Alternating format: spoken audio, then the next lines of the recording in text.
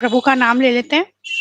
सीताराम सीताराम सीताराम कहिए, जाहि विधि राखे राम ताहि विधि रहिए। सीताराम सीताराम सीताराम कहिए, जाहि विधि राखे राम ताहि विधि रहिए। जाहि विधि राखे राम ताहि विधि रहिए।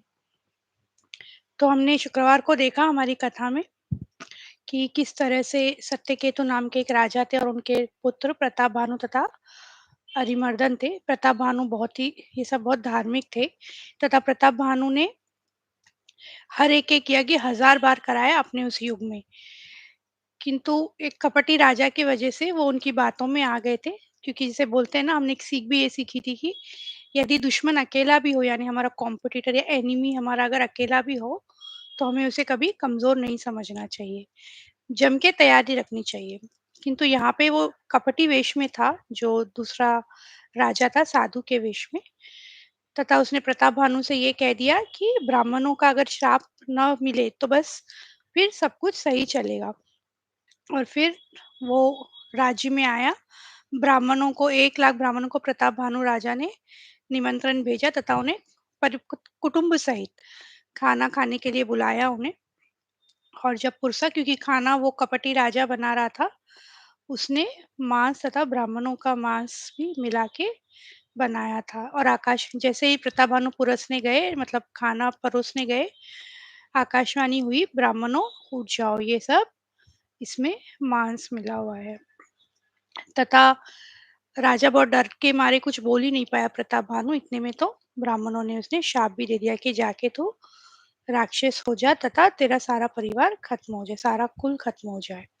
और फिर इस तरह से सत्यकेतु राजा का सारा कुल, यानी प्रताप भानु जो बड़ा पुत्र था, अरिमर्दन जो छोटा पुत्र था, और उनके जो भी पुत्र हुए पौत्र हुए, सभी खत्म हुए। तथा फिर बाद में उन्हीं का उन्हीं जो जो राजा थे उन्हीं का जन्म हुआ एज रावण और कुंभकर्ण। तथा जो उनका मंत्री था, उनका उसका जन्म हुआ एज विभीषण, जो सौतेले भाई थे रावण के।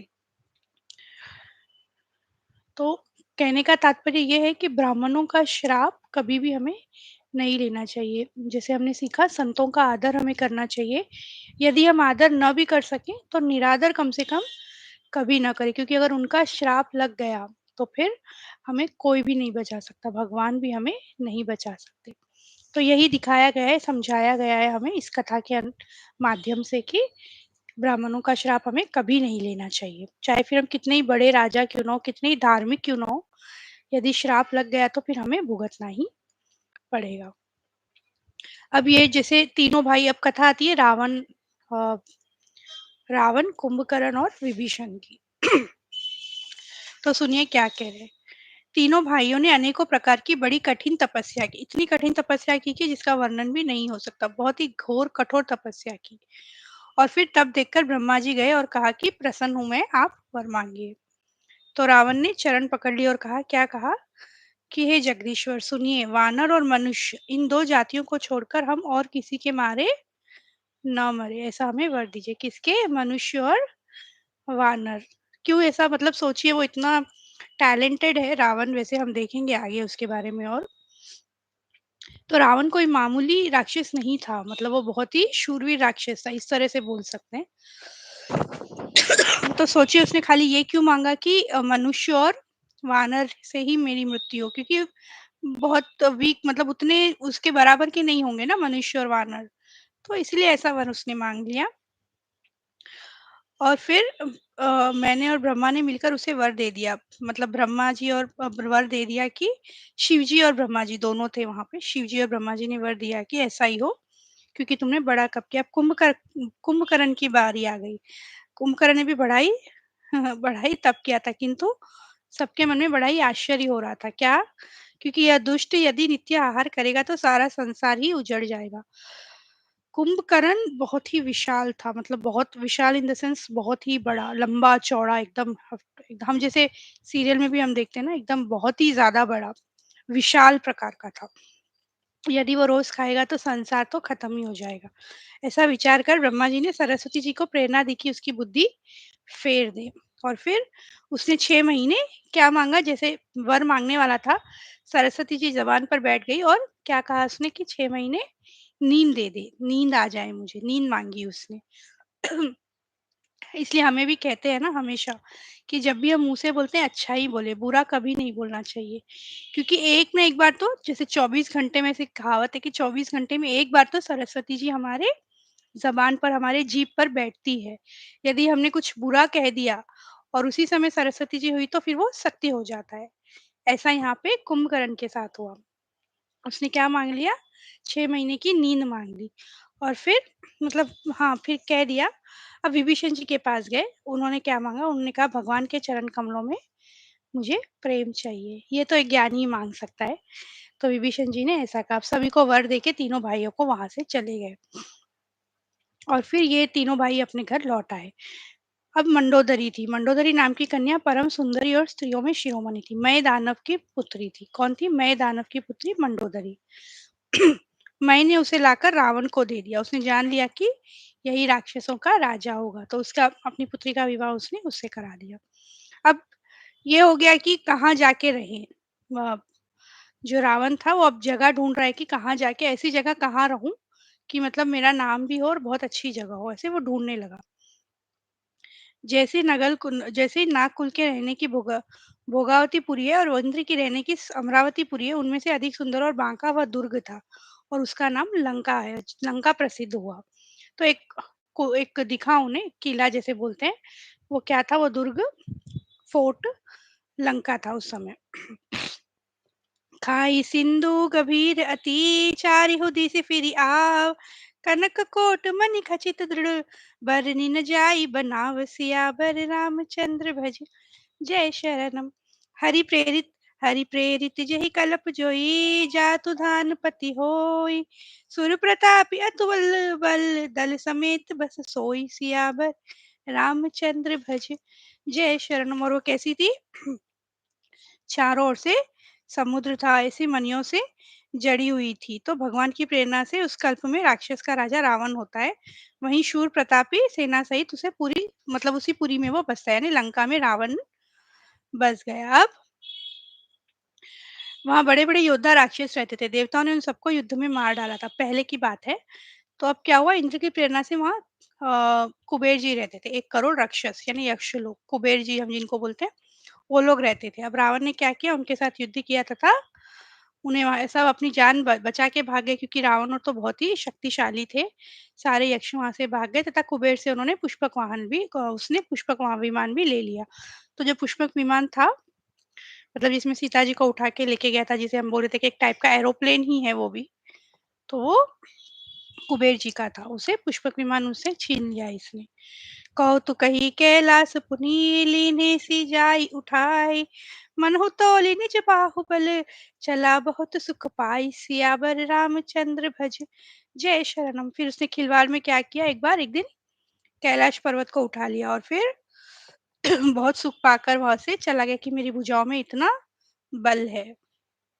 सुख संपत्ति पुत्र सेना सहायक जय प्रताप बल बुद्धि और बढ़ाई, ये सब उसके नित्य नए वैसे ही बढ़ते जाते जैसे प्रत्येक लाभ पर लोभ बढ़ता है। हर चीज उसकी, जैसे बोलते हैं ना, दिन दोगुनी रात चौगुनी तरक्की होती है। हर चीज रावण की ऐसे बढ़ती ही जा रही थी।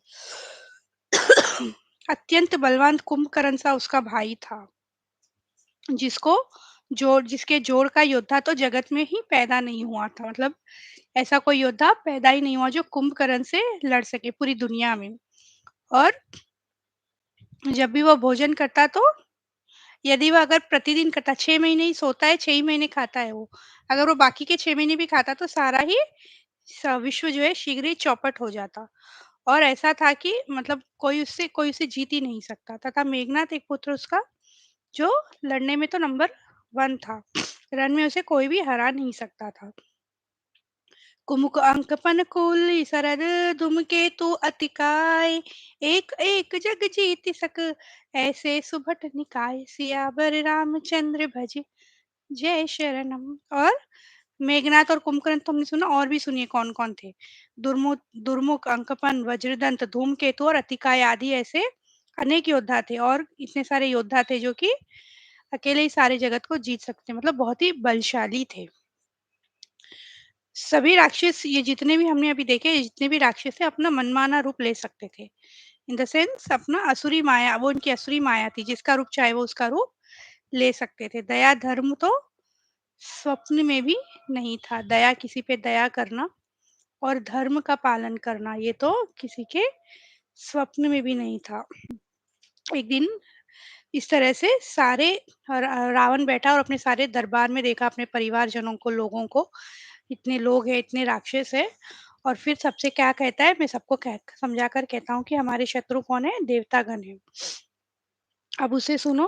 तो अब जो उनके बल को बढ़ाते हैं, मतलब जो देवताओं के बल को बढ़ाते हैं, ब्राह्मण भोजन, यज्ञ, हवन और श्राद्ध, इन सब में जाकर तुम बाधा डालो।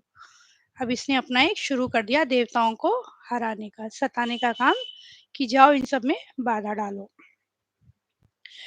क्षुधा छीन बलहीन सुर सहजे ही मिलहि आय, तब मारिहु के छाड़ी हूँ भली भांति अपनाई, सियावर रामचंद्र भज जय शरणम। भूख से दुर्बल और बलहीन होकर देवता सहज ही में आ मिलेंगे और मैं उन्हें उसी समय मार दूंगा। फिर उसने मेघनाथ को बुलाया और कहा कि उसके बल से वैर भाव को उत्तेजना दी, अर्थात जो भी देवता रण में धीर और बलवान है उनसे लड़के अभिमान उनका तोड़ के आना और उन्हें जीत के बांध के लेके आना, जो भी देवता रहेंगे। और जैसे ही रावण इसी तरह सबको आज्ञा दी, सब हाथ में गदा लेकर चल दिए। अब रावण के चलने से पृथ्वी डगमगाने लगी और उसकी गर्जना से देवर मनियों के गर्भ गिरने लगे, मतलब इतनी भयंकर गर्जना होती थी वो जब चल रहा था। तो रावण को क्रोध सहित आते हुए देखकर देवताओं ने सुमेरु पर्वत की गुफाओं में जाकर आश्रय लिया। कहाँ पे? सुमेरु पर्वत की जो गुफा थी वहां जाके सभी देवता छुप गए। कोई भी उनसे जीत नहीं पा रहा था। सभी रावण के अधीन हो गए। स्त्री, पुरुष, मनुष्य, देवता, नाग, किन्नर, हर कोई, जितने भी हम देखें, जितने भी जाति के, सभी अधीन हो गए थे।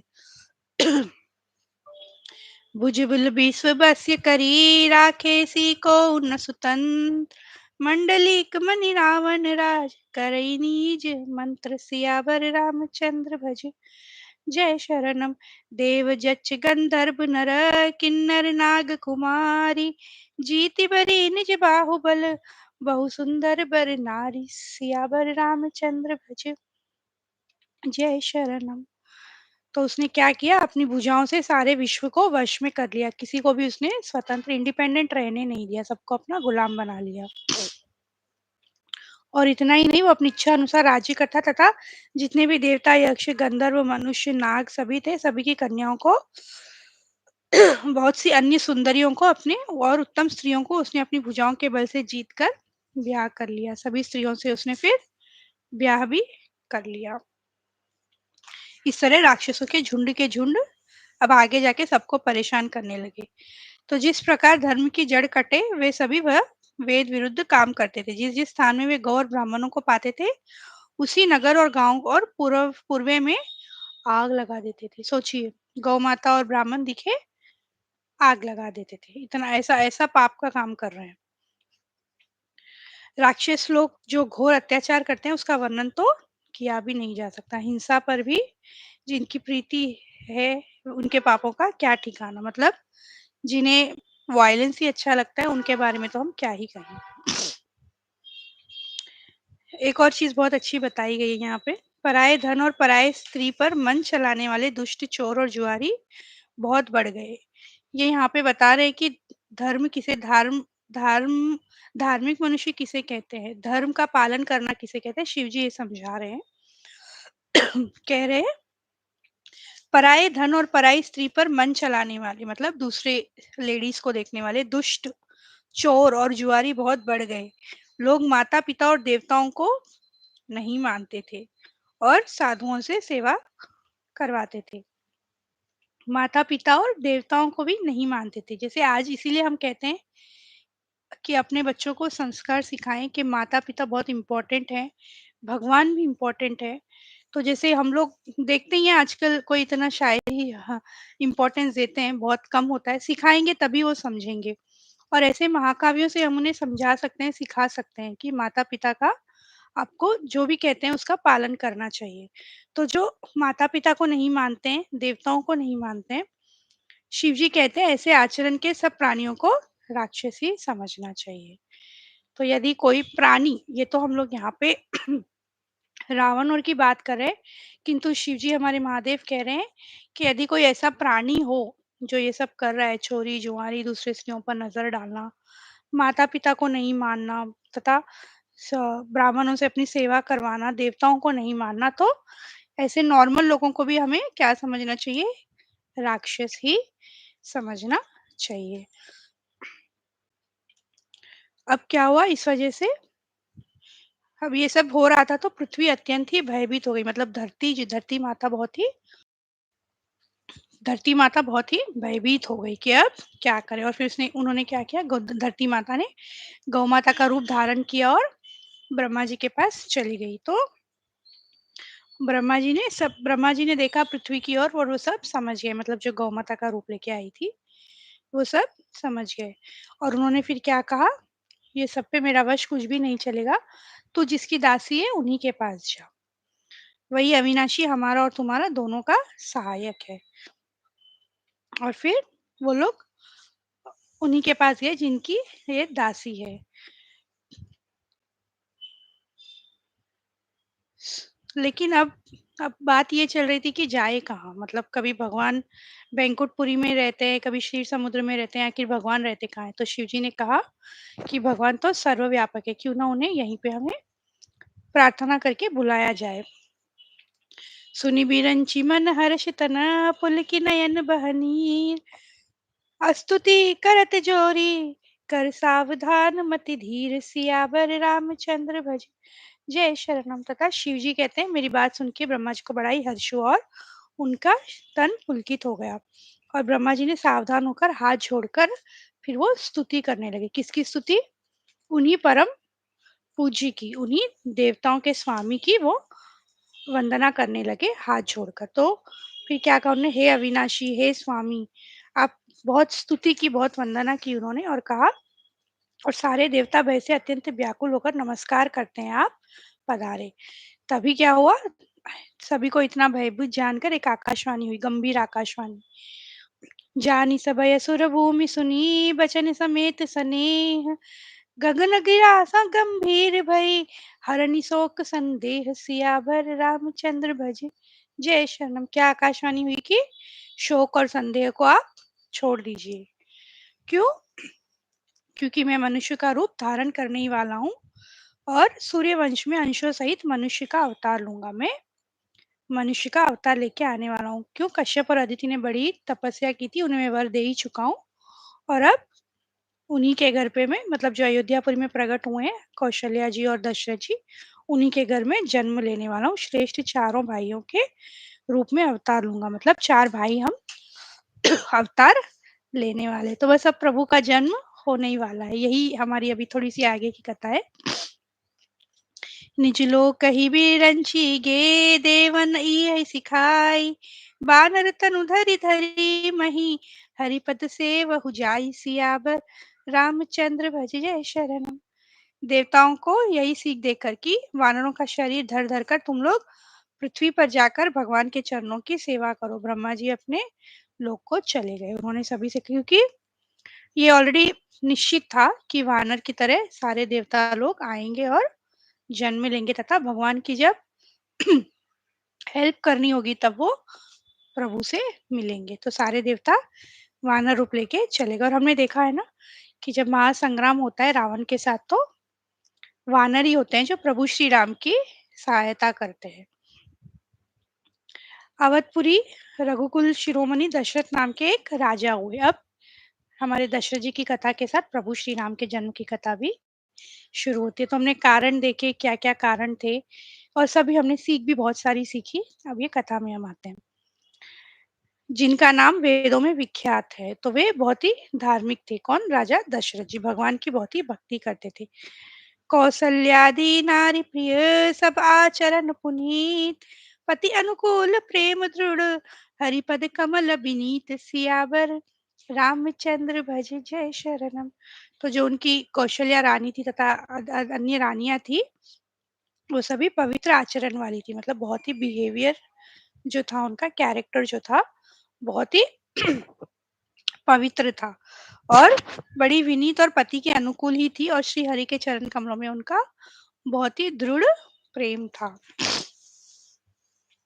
ऐसे ही बैठे-बैठे एक दिन राजा दशरथ जी को मन में ग्लानि हुई, मतलब थोड़ा-सा गिल्ट आया कि मेरा कोई भी पुत्र नहीं है, ऐसा उनके मन में एकदम से ग्लानि हुई।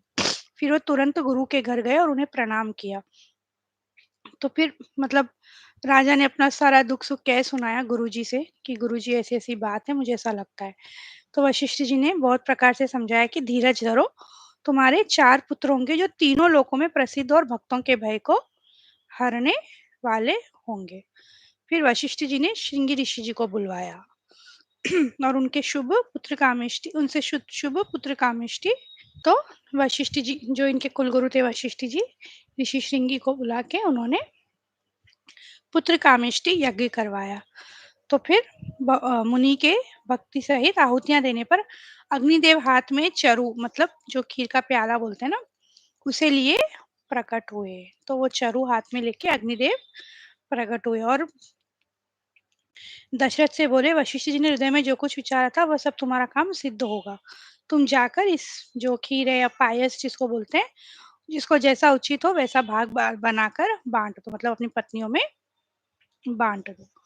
तब अदृश्य भये पावक सकल सबहि समुझाई, परमानंद मगन नृप हर्ष न हृदय समाई, सियावर रामचंद्र भज जय शरणम। तदंतर अग्निदेव सारी सभा को समझाकर अंतर्ध्यान हो गए। राजा परमानंद में मग्न हो गए, उनके हृदय में हर्ष समाता न था, क्योंकि अब पुत्र कामिष्टि यज्ञ हो गया है, भगवान प्रसन्न हो गए और अब बस पुत्र होने ही वाले। उसी समय अपनी रानियों को बुलवाकर उन्होंने क्या किया, कौशल्या को आदि सभी रानियों को वहां बुलाया और पायस का पहले आधा भाग कौशल्या जी को दे दिया और फिर आधे के 2 भाग किए।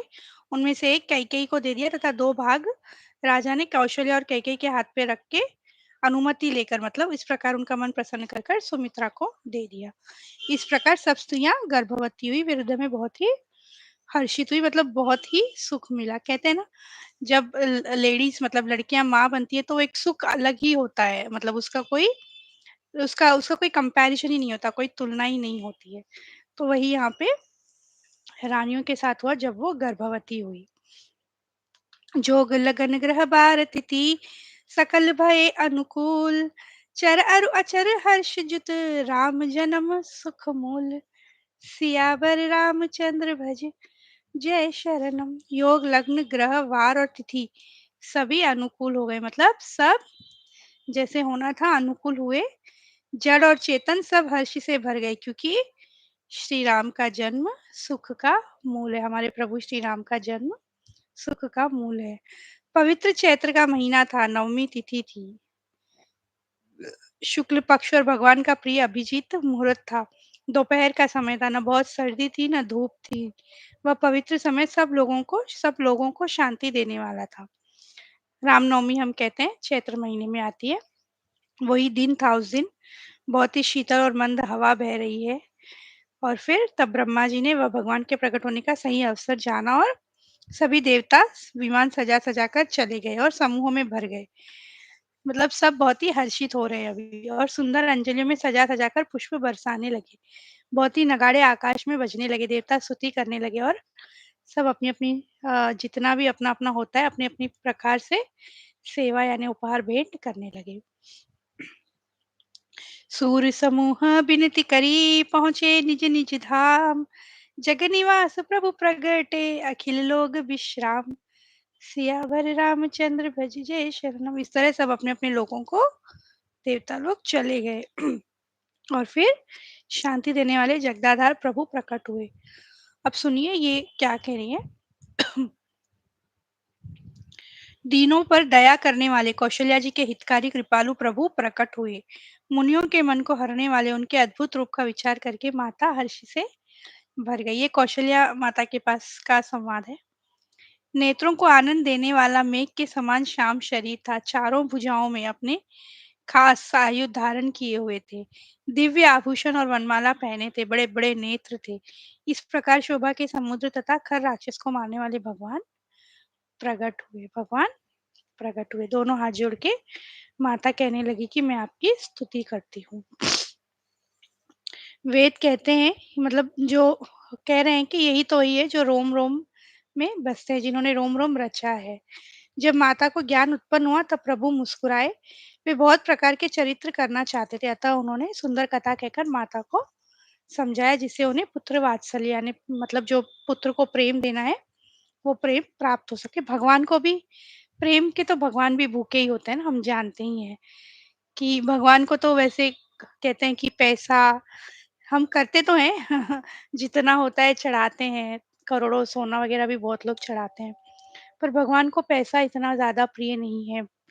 और कभी-कभी ऐसा होता है हम फास्टिंग भी बहुत करते हैं, बहुत-बहुत महीनों कुछ लोग महीना वगैरह भी करते हैं कि एवरी थर्सडे करेंगे, एवरी वीकली करेंगे, वीकली ट्वाइस बहुत फास्टिंग भी रखते हैं, बहुत लोग उपवास करते हैं, बहुत सारी चीज़ें करते हैं, किंतु भगवान को सबसे ज़्यादा प्यारा तो प्रेम ही है। प्रेम और भक्ति यदि मिल गई, तो समझना है कि भगवान हमारे वश में हो गए हैं।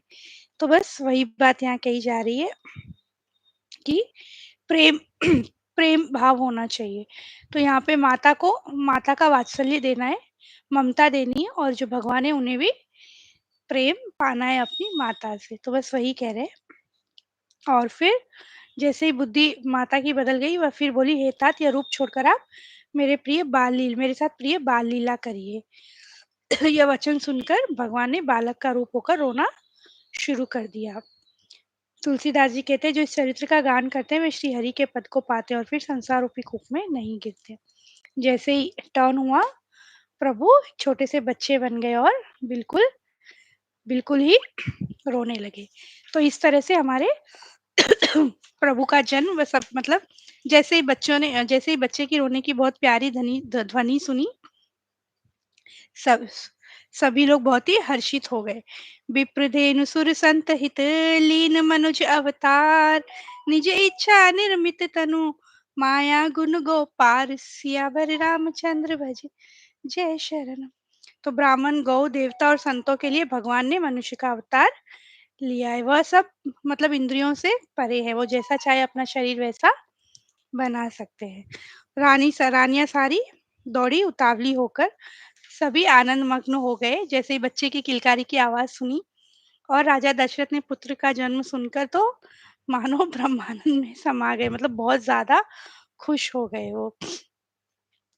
और फिर जिनका नाम सुनने से ही कल्याण होता है वही प्रभु मेरे घर आए हैं, वही प्रभु मेरे घर आ गए हैं। तो प्रभु का जन्म हो गया है। तो फिर इस तरह से अभी हम आज का तो समय यहीं समाप्त हो गया है। कल और कथा को आगे बढ़ाएँगे, प्रभु का जन्म हुआ तो क्या-क्या हुआ है, क्या-क्या नहीं और उस तरह फिर किस तरह से वो बड़े हो रहे हैं, किस तरह से चल रहे हैं, कितना सुंदर उनके शरीर का वर्णन किया गया है, उनके पैंजनियों के बारे में बताया गया है।